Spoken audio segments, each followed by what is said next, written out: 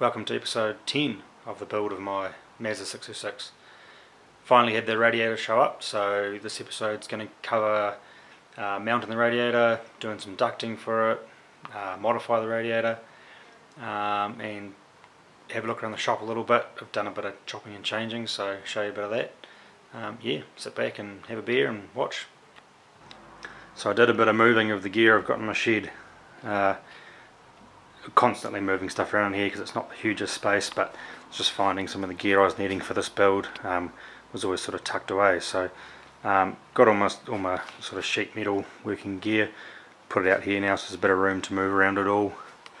That all was up in there obviously, but well, now the space is taken by a couple of motors on stands, starlets sitting there along with my tools obviously.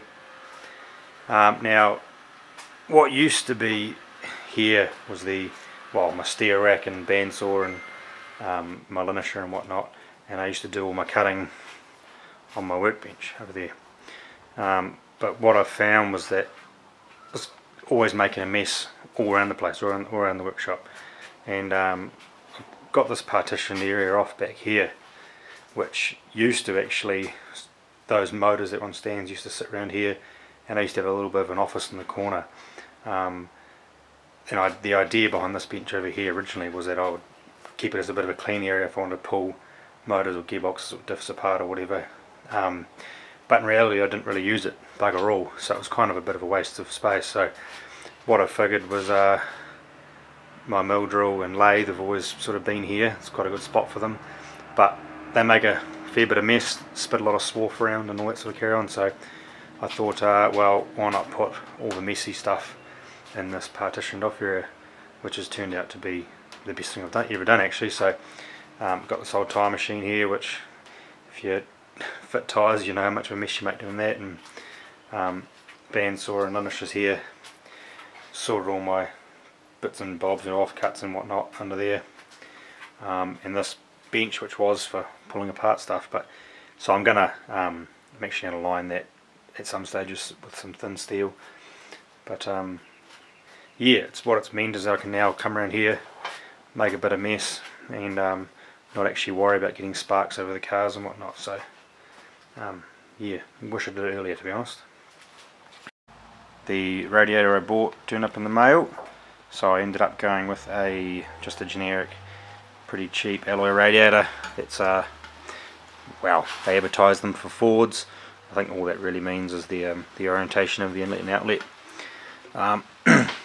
I was leaning towards going with a more expensive, good quality, probably more core radiator, but I decided I wanted to try and make a triple pass radiator, and I really didn't feel like chopping up an expensive one. So I'll go through making that triple pass, or making this radiator triple pass once we've mounted it and whatnot. But for now, we just got to get it sitting in the hole. So I sort of measured it up. It's about as wide as I could get it. Well, there's maybe 15mm aside between the chassis rails, which is all good. And it's quite tall. It will fit, but it's taller than the original one would have been. Yeah, and it was cheap, so that's probably probably the bigger factor of why I got it. Something I haven't seen before. It's got these. I'll just let this focus. Got these welded in bosses for mounting it, which hopefully they don't leak, but yeah, actually makes it quite easy to mount as it is. So we'll see how we go. I had thought originally that I was going to cut these panels here out. They're quite, well, they're not real badly damaged, but they are got a bit of crash damage. But because they're quite close to fitting the radiator as they are, I'll probably just straighten them out, and I might have to extend them lower to pick up that bottom mount, but we'll see when I chuck it in place. And this I don't know what you call it, just this sort of lower radiator crossmember here is pretty rusty underneath and a bit damaged. So it's also where the caster arm brackets, caster arm there, where they need to bolt to. So I'm going to cut that out and probably do a bit of a simpler crossmember there, and incorporate some mounts for the brackets. So rather than trying to fix the rust in it, I think it's sort of the easier option, and also means I can probably fill this in and duct the radiator a bit better. Once I've got the radiator mounted, I'm really keen to try, if there's enough room, and it sort of does look like there will be, I'm really keen to duct the back of the radiator up sort of in front of the motor, and then I'll louver the bonnet, and so vent the radiator straight out the bonnet. Does sort of cover a bit of the motor when it's all in there, but seeing these Mazdas are front hinged, you sort of don't get a good shot anyway, and hey, it's probably more about function than some other stuff that I've done, so yeah, should be good. And I actually don't know if I've said this before, but either it's not on here, I run a electric water pump on this motor, so it's got plenty of flow to triple pass that radiator. And yeah, well, and it needs an oil cooler too, which I'll put out the front, so that's nice and simple. And then yeah, once the radiator's in, I can put the electric water pump back in there and get some hoses sorted, and another step closer to getting it running, or yeah, run it in the body, and another step closer to having the engine bay finished.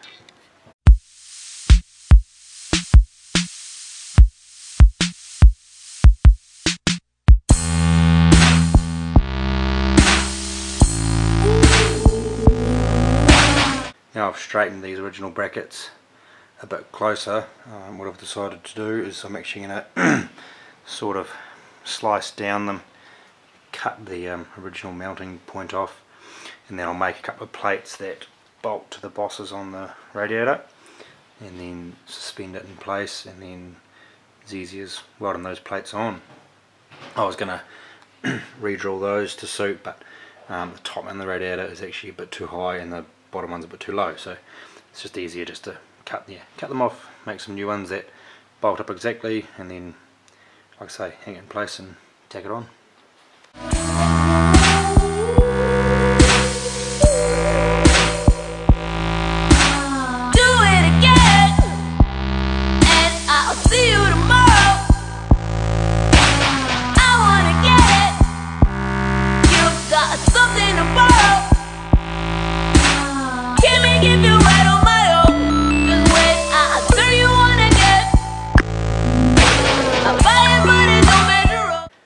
Just cut these out of some RHS, so these are what I'll drill the hole for those bosses. They'll bolt onto there obviously and weld on, like I said, and do like what I've said in previous videos. Those bosses take an 8mm bolt, so drill an 8mm hole. Once it's all welded in the car, then I'll drill it out just oversized to help with fitment. The reason I cut these out of some RHS rather than some flat plate and fold it is I wanted that really sharp defined fold, which the RHS had, and I wanted it sort of 2mm rather than some thin panel steel, so that was just an easy way to get what I wanted.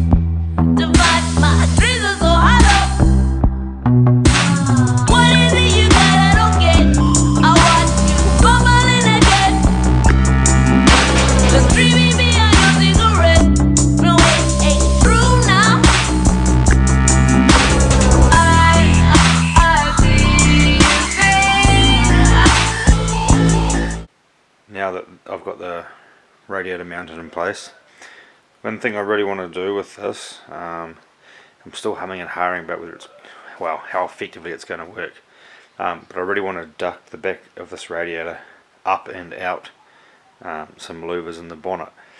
It does sort of look like there's there's a fair bit of room there between the motor and radiator, but it's also not that much when you start trying to make a duct. I cut out a bit of a trusty double brown template as I do. I slipped on the alternator and the old water pipes from the motor when it was in my Corolla, just for a bit of a look, and it was sort of, it's quite hard to hold and film, but I've made this template sort of to clear everything, and that's about the max I could get for a duct out. I don't know if, you know, having it curved like that is the best idea. I think sort of, you know, probably one plain, one straight edge up and out would be better, but I sort of just trying to make the most out of the area there. So like I say, I'm not really sure if it'll work or how effective it'll work, but I'm willing to give it a shot anyway. I figure a lot of factory cars, you know, the motor's that close to the radiator, there's so much going on that there is effectively nowhere for the air to go once it flows through the radiator. So even although this isn't going to be the biggest duct in the world, at least it'll be unobstructed and free to go straight at the bonnet, rather than, you know, through the engine bay and either out the back of the bonnet or down underneath the car. So going to knock something up anyway, and yeah, if it doesn't work, then I'll scrap it, but I think it's going to be better than nothing anyway. The first step will be to make a couple of aluminium plates in the shape of that template, and they are to go just inside each end tank there, so they'll go hard up against the tank. Build two of those and then box in between them, obviously up over the motor and out. I'm going to make them tall to start, like proud of the bonnet line, because I think once it's all knocked up and the bonnet's back on, I really want to get it pretty flush with the bonnet, and then maybe even put a rubber seal around it. So for now I'll just make it tall, maybe not quite that tall, but tall enough to touch the bonnet anyway, and then once it's all knocked up I can trim it to suit.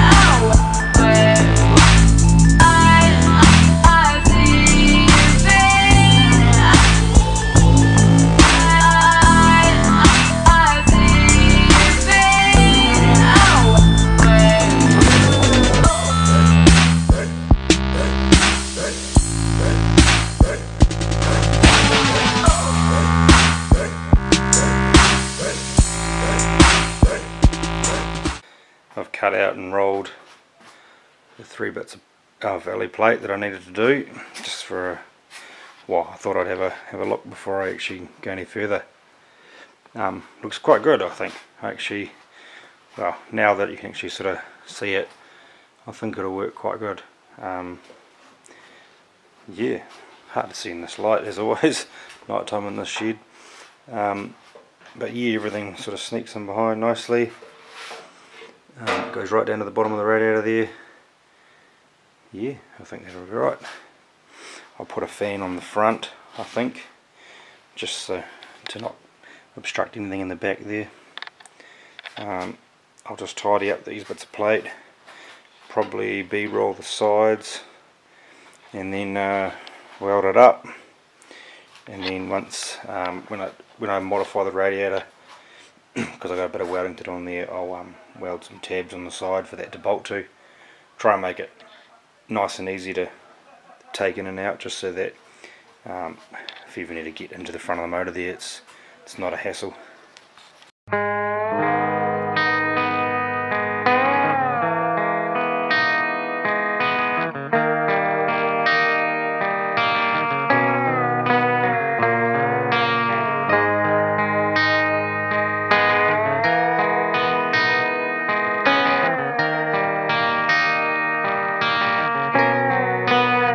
Let's clap our hands for the president and Jesus Christ. And did I mention Charlie Manson and everybody else who was nice? Let's sing a song for the people scared, searching in the air. If you search real hard, you see that I'll be there, shooting up your world, watching all the resurrection junkies losing ground. Yeah, I'll be there, shooting up your world, watching all the resurrection junkies losing ground. Let's do high five for a genocide and the internet and all the communication skills that are lost when we are dead. So there's the ducting all welded up and sitting in place. Not overly happy with the weld quality on it, but it'll do. I'll just sort of tidy it up with the linisher. I don't normally like to grind up welds, but I sort of want the appearance to be good on it, so I'll have to do it on this. But yeah, no, it fits quite good. Obviously, like I said, I've just left it high so that I can trim it to suit the bonnet when the bonnet goes back on. But reasonably happy. Whether it flows well or not, I don't know, but I mean, hey, I don't think that's the worst thing in the world by any means. And if I can get a shot down here, a bit hard, but sort of just clears everything.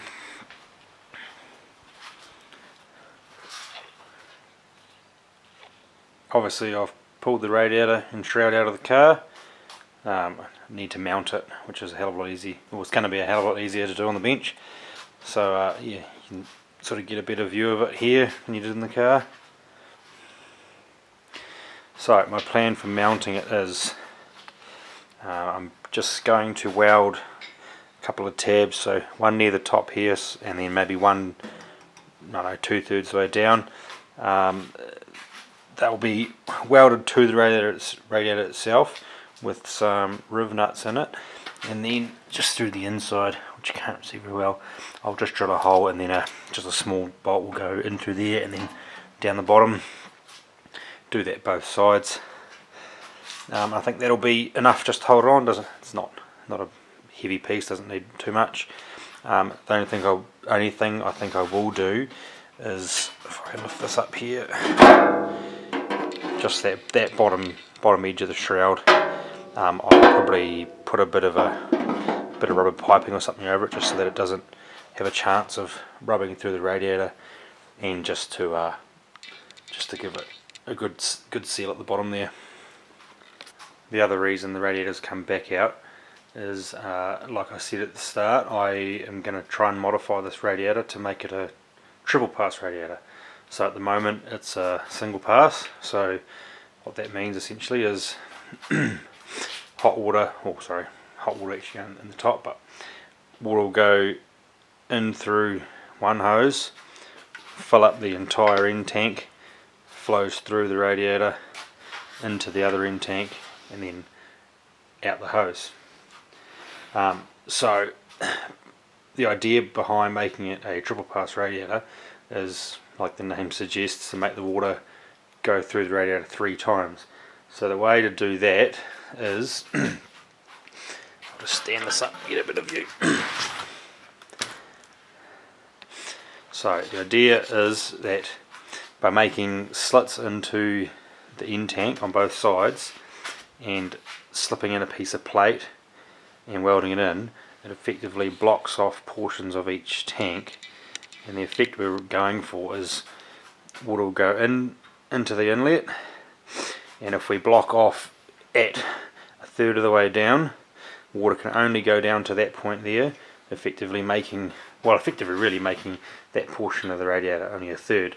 So water can only take up that much, will flow through that top third into the end tank, and then weld another plate in 2/3 of the way down, so the water comes along the top third, down the end tank, through the middle third, back into the end tank, down, back through again, and then out. So the water will do 3 passes, giving it sort of, I wouldn't say it's 3 times the chance of cooling down, but at least 3 passes through the radiator.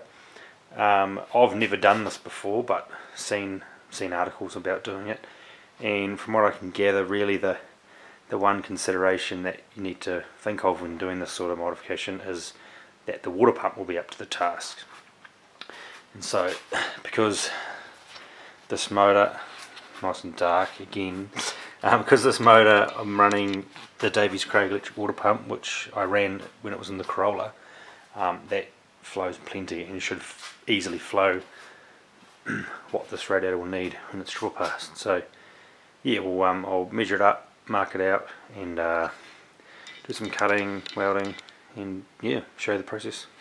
You'll never survive 3005 while you be sinking in the ocean. I'll be in my spaceship still alive, shooting up your world, watching all the resurrection junkies losing ground. Yeah, I'll be there, shooting up your I've poked a light in the inlet there, and you can sort of roughly get a bit of a view of what's going on inside there once I've cut it. It's a bit difficult to see through the camera, but watching all the resurrection jump. Got the slits cut in each tank, 1/3 of the way down and then 2/3 on the other side. They're quite hard to clean up, especially on the inside, just because you can't get access, but anyway, they're cut with a grinder, and I've sort of cut about as far as I can up to the end tank there with a grinder. It's actually not quite far enough, but sort of all I can do. So now I've cut this plate out, and as you see those sort of notches on each end there, that's simply just to get around where I couldn't quite cut right up against it. So that slips in. Now the trick is to try and make it a nice snug fit, and to also make sure that it pushes right hard up against where the fins join in, and I don't know if I can show this very well, but that it's between the fins there. If you get it on a fin, it's going to cover up a fin. So yeah, so that's a nice tight fit. Can't really get it out. Nice tight fit, and hopefully it'll cover up, well, pretty much block the entire passage. So slip that in both sides and weld them in. Have to weld right the way around, making sure it seals properly, and then should look, well, I should barely notice it really, except for 2 beads of weld. He's losing ground.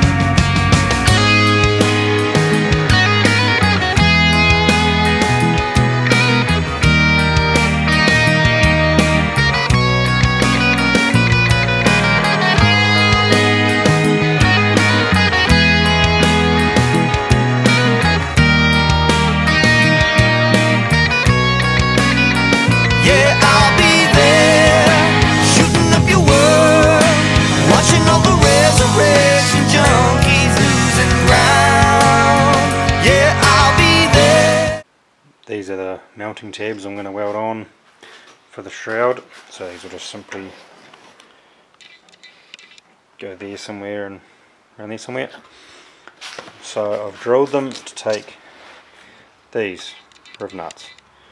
Awesome little things. So they're a threaded little boss, so that'll slip into there, and then you use that riv nut tool to, I'll try to get the focus, use that to pull the riv nut up on itself like a rivet, but it's a captive nut. So I'll weld those on, then I'll pull the rivet in place and drill the shroud to suit. Shooting up your world, watching all the resurrection junkies losing ground. Let's clap our hands for the president and Mickey Mouse and every other motherfucker that's burning up in this house.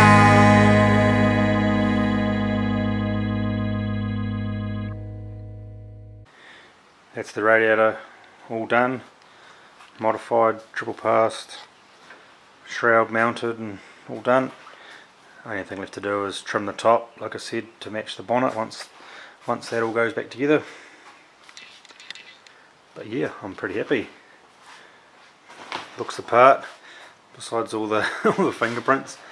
When it comes time to assembling the car properly, I'll probably either scotch it all up or polish it. But yeah, no, stoked as.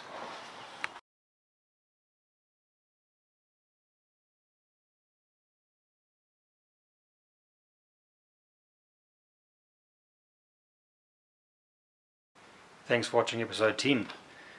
Feels like in the 10 episodes I've nailed out a fair bit of the fabrication. There's not a whole lot left in that side of things really. Most of it's still got to have little bits finished off on it and whatnot. But hey, no, there's no killing, there's still a shitload to do, so keep chipping away for sure. Finally sussed the diff out that's going to go into my starlet, so I might actually make an episode about doing that, because I know a lot of guys watching have sort of said they're keen to see a diff swap into the starlet, so I might make a separate video about that, and that'll probably come out before I do any more work on the 606. So hey, thanks for watching.